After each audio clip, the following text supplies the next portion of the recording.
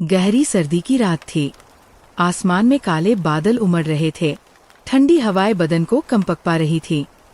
गांव के बड़े बड़े मकानों से दूर एक टूटी फूटी झोपड़ी में रामू और उसकी पत्नी गंगा रहते थे।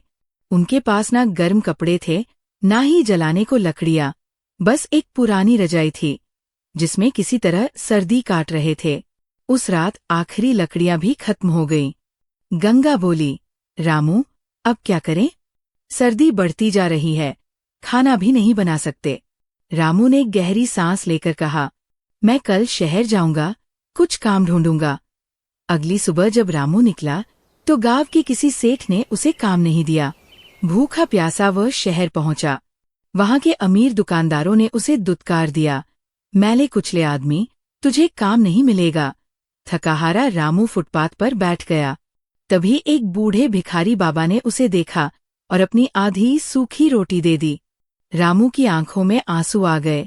तुम खुद मजबूर हो, फिर भी अपनी रोटी बांट रहे हो।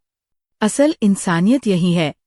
तभी एक नेक दिल आदमी रघु भाया ने उसकी हालत देखी और कहा, मेरे गोदाम में मजदूर की जरूरत है।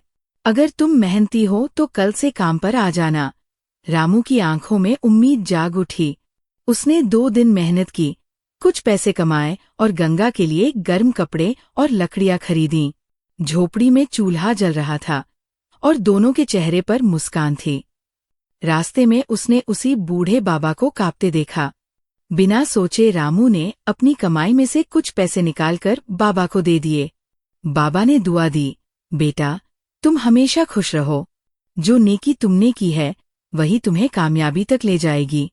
उस दिन रामू ने समझा, असली दौलत सिर्फ पैसा नहीं, इंसानियत है।